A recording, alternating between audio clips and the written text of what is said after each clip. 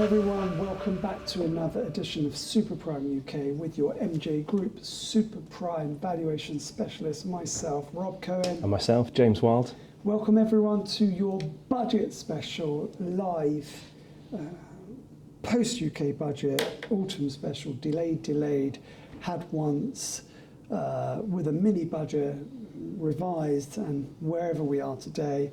Tell us the news, the live feed, James. What's been said? What are the commitments, and how is the market initially responding? Yeah, no, thanks, Rob. So I think we've had sort of snippets of information filtering through over the past week or so. And obviously, Jeremy Hunt has been preparing us in terms of some of the tax rises, the stealth taxes, and just some of the measures which he's now brought in. So I think the budget wasn't quite such much of a shock as some budgets, Rob, whereby there's always some slightly left field things which we weren't expecting in the budget. But this time round, a lot of the areas, we knew a lot of the areas where he'd be making changes, and it's just become clearer now in terms of the policies which he's adopted. In terms of the property market, Rob, the built environment, it wasn't particularly heavy in terms of the policies we've seen here, which impacts our own industry here. Obviously, he has announced that the stamp duty cuts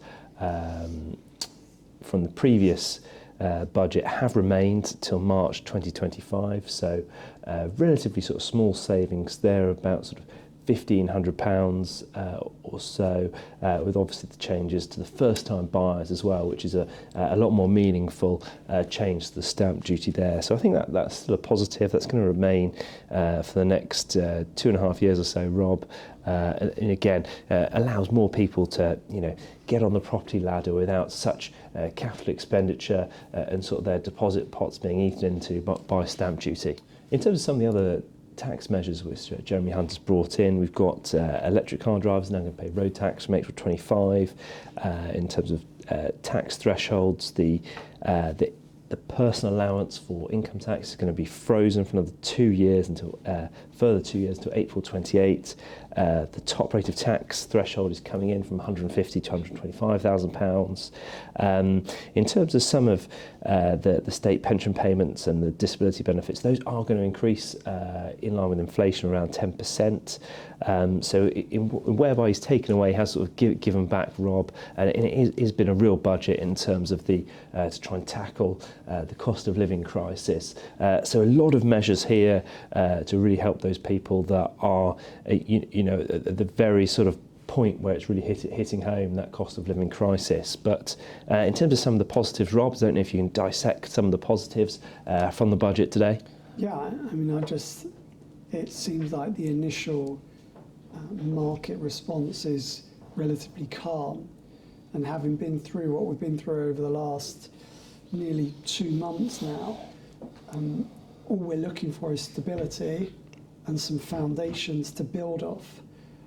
But yes, it's very clear with this budget and everything that's coming out and all the economic data that we're now in for a challenging period. And reach out to everyone, stick with us.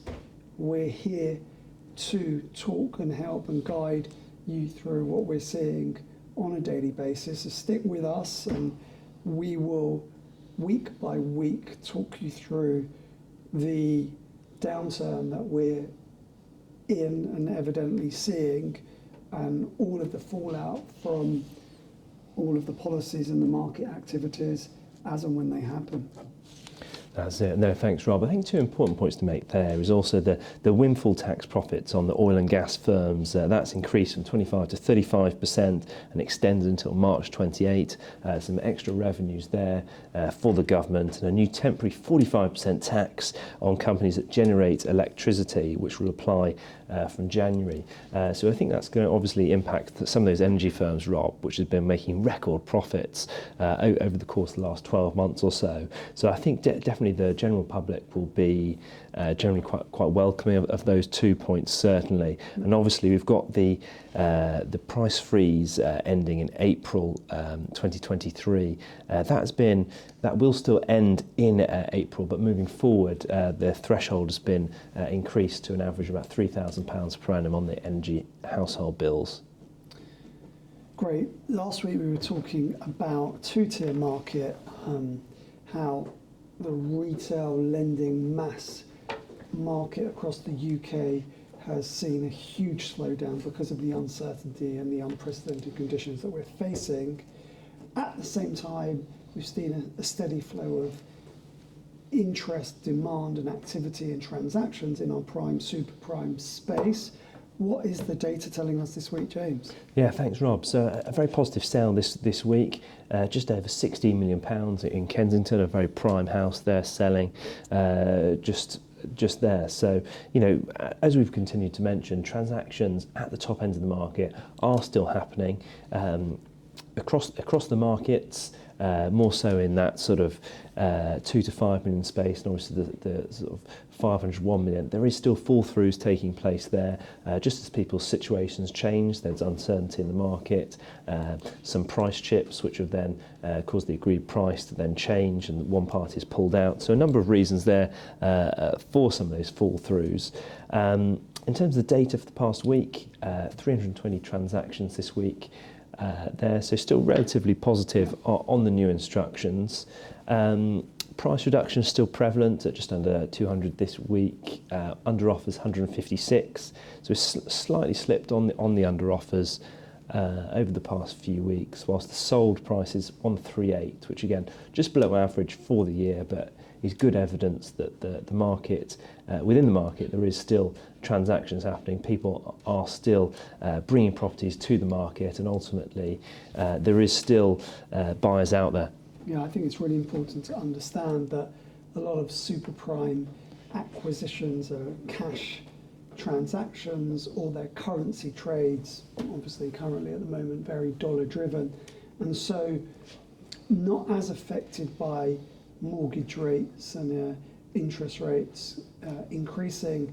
And as previously mentioned, we're seeing the growth and the comeback of the returning of the offset mortgage product, where funds are invested or put into a savings account, and the interest earned on that is offset against a mortgage product. So that's a product that doesn't function with virtually zero interest rates, but as interest rates climb, it becomes more attractive. So it's the context of prime, super prime, with cash buyers, offset mortgages, or very little borrowing, and currency trade and hedges, makes it a different dynamic.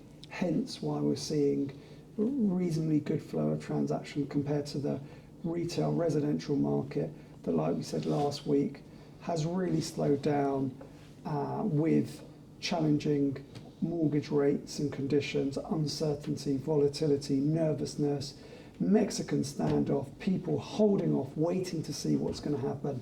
And you can see that trend now continuing for the rest of the year until 2023 comes in, and people look for a calmer, more balanced market, irrespective of the challenging economic conditions that we are facing.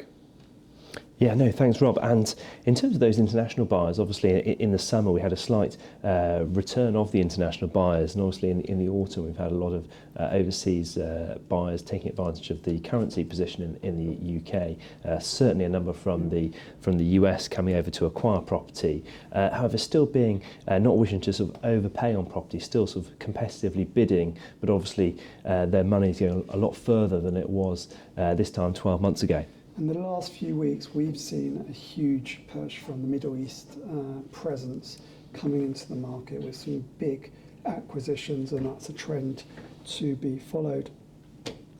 Thanks, Rob. In terms of the high street this week, so some sort of disappointing news. The clothing group Joules has gone into administration. They employ about 1,600 employees, so those jobs are at risk. Joules, 132 stores across the UK, Rob, and also an online presence, many sort of temporary stores at some of the sort of country shows across the UK.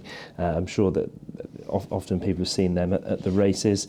It comes after the furniture retailer, online retailer, Made.com also went into administration a few weeks back. However, they have since been acquired by Next. So a bit of high street news there. It's going to be a tough few months for those sort of on the high street, retail, those sort of food and beverage industries as well. However, hopefully a bit of a push for the next couple of months in the food and beverage world, with a lot of people sort of dining out over Christmas. So we have to wait and see sort of what the sort of financial position of those companies is in the new year. Just lastly, inflation. We had news of this earlier this week. Inflation for October rose up to 11.1%, the highest rate for 41 years, Rob. This is up from 10.1% in the previous month of September. The rising food prices have been cited as one of the main reasons and contributing factors for this over the past month, with food inflation being at around 16.2%, Rob, in the year to October. So we have to wait and see what the next quarter, what the next month brings on inflation. It feels, Rob, like this is starting to turn a corner on the inflation. I know it's gone up in the last month, but I feel like we are starting to turn a corner, and hopefully we can get that back down to at least single digits on the next month of data. Yeah, I think it's a really important point. I think the headline figure, yes, may be a high or nearing a record high, and that obviously doesn't look good. I think the underlying inflation position is improving. We've already discussed shipments and containments and distribution costs all coming in, which eventually will have a knock-on effect on what consumers are paying. We've seen the timelines come back in. I'm hearing some good news about raw materials, building costs, all the time delays and the increases that we were seeing a year ago. That's all coming in now, and I think eventually, once we get through the winter and the energy position, the fuel position is more under control, April, May of next year, I definitely see inflation coming in and getting to single digits, like James said, possibly closer to the 5 or 6%. Once that happens, then the economy can be managed in a different way, and we can hopefully look at some light at the end of the tunnel. Nowhere near that at the moment. We are in the eye of a storm currently, and we are facing a challenging winter ahead. On a brighter note, World Cup fever has hit MJ Group HQ. James, sweepstake this week. How did it go for you, and what are we looking forward to with that? Yeah, so I was drawn Senegal actually. Star man Sadio Mane is an injury doubt, I believe. So I don't know. I think my hopes maybe hinge on him being fit for the group stage matches. Probably better than my hope. I got Costa Rica, the rank outsiders for the tournament, so there is zero chance of me winning the MJ. Who's your favourite, Rob, for the win, to win the World Cup? I think holders France have got a nice balance. I know they've got some injuries from Varane and Kante. At the same time, they've got some great talent there. You've got your usual suspects of Argentina and Brazil, and the ever optimist outsider and England. Can they go one step further and wipe away what is nearing on 60 years of hurt? Yeah, I think it's going to be one of those World Cups actually, where those teams that are used to playing in those very hot and humid conditions could thrive actually. So I think probably Brazil for me actually for the win. I was a bit surprised at the sort of limited number of defenders they picked in their squad. Sort of plenty of attacking options in there, but we'll have to see what it brings. Obviously, opening matches coming up in the next few days. We will be giving you all of the World Cup updates every week, and as we report on everything going on in the market. Thanks for everything today, James. Thanks for the budget special. We'll see you all next week. Thank you, everyone. Thanks, Rob. Thanks so much, everyone.